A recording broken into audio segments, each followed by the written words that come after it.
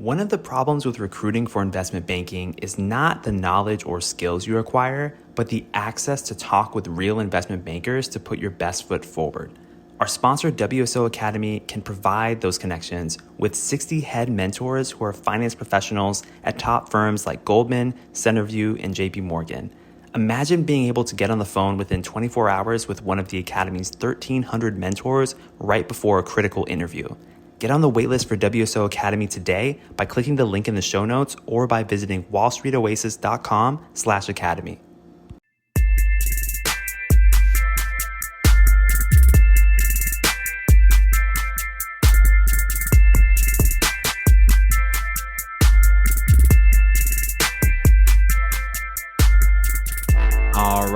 All right. Welcome to Investment Banking Insights. This is the only podcast dedicated to helping you learn both the technical and non-technical aspects of investment banking.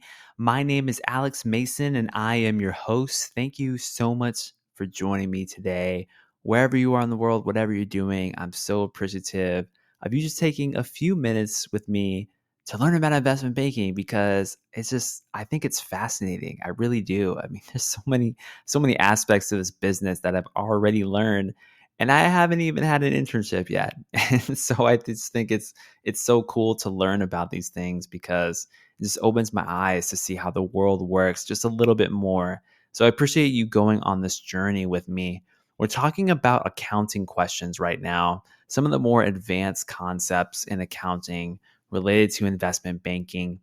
And today's question is this: how do we create revenue and expense models without much information? How do we do it without much information? This is an interesting question, because the last two episodes were about actually walking through creating these respective models. Walk me through a revenue model. Walk me through an expense model. And we talked about these conceptually for several minutes, just trying to better understand what is meant by these two concepts. But the thing is, these two concepts, these two different model types, creating them is predicated upon us making a lot of assumptions and having a lot of data. But what if we don't have a lot of data? I mean, this happens sometimes, right? Sometimes companies, they don't give you the right data. Sometimes they don't have much data at all. And I've learned this just talking with some investment bankers and asking them about how they work with their clients. Sometimes clients are very quick to give them information. Sometimes they're not so quick to give them information. And so our job as investment bankers, part of it is to make reasonable assumptions in order to generate good insights with incomplete information. We will never know all of the information, but we can get the right information that we need in order to make a decision. And so how do we do this? Well, if you don't have exact data, you're going to have to estimate. That's really it. You're going to have to estimate what will happen in the future. It's imperfect, but hey, it's the best you can do in the scenario. So how specifically will we do this? Well, in terms of revenue model, if a business has different lines of revenue, let's say that you're a lemonade stand. I keep using this example because I think it's just really simple to understand. If you're a lemonade stand and you're selling lemonade, that's probably your main line of business. But say you build up a really great reputation for yourself in whatever town you're in, and you happen to also make revenue by selling merchandise for your specific brand. So now you're making money not only off of your lemonade, but you're also making money off of your merchandise sales. And there's people walking around town wearing your t-shirts, and that's great. So you're making revenue in different ways, but maybe you don't know exactly how the revenue will scale with the merchandise business versus how the revenue will scale with the lemonade side of the business. And of course, these revenue streams all flow up to the parent corporation, but maybe you don't completely know how to project those two things or those 3 or 4 or 5 things. I mean, companies make many different streams of revenue, especially the larger companies. So if you don't know how to estimate this, just estimate a growth rate for the overall revenue. Just estimate a growth rate for the overall rate of growth for the firm, because That's going to get you some kind of number without getting too complex, because if you try to go complex and make a bunch of assumptions with no data as a basis, that's really bad. That's just like inventing complexity for the sake of inventing complexity, right? So you don't want to do that.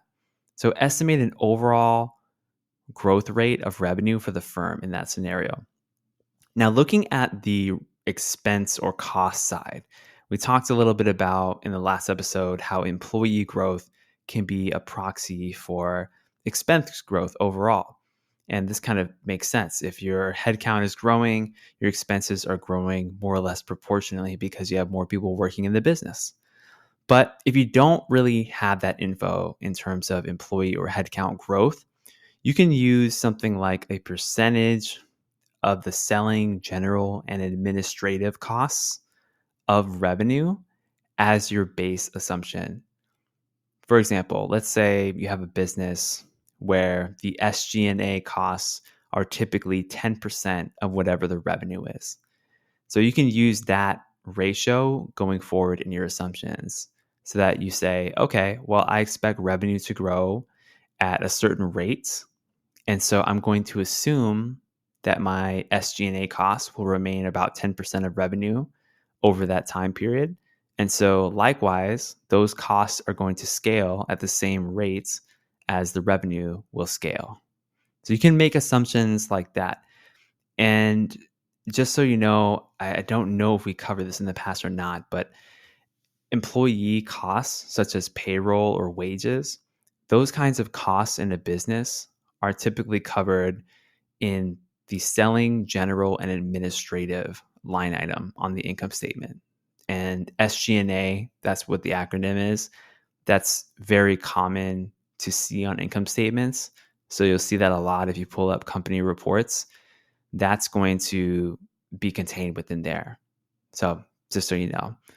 Now, back to this ratio here, percentage of revenue is actually a very common metric that you'll see in different investor relations reports, different filings that companies will make with the SEC.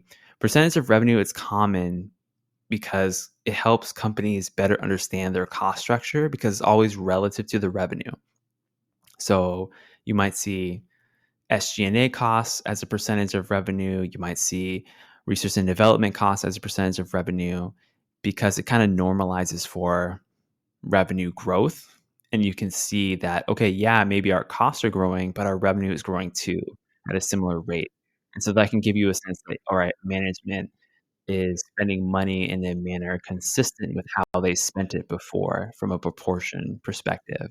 So that's something that you might want to look at in terms of how you look at your expense model or your cost model, and especially if you don't have a lot of information. So that's what I got for you today here on Investment Banking Insights. Thank you so much for joining me. My name is Alex Mason. I'm your host, and we're cranking through these. We're just going through every single concept I can get my hands on, learning all this accounting, revisiting the basics, building on the basics to learn the advanced concepts. And I appreciate you joining me. Good luck in your recruiting journey. Message me, rate the show, however you want to show love or engage with me. I'm all for it. And I'm just really appreciative of your time. Thank you so much. And I hope you're having a wonderful day. Take care.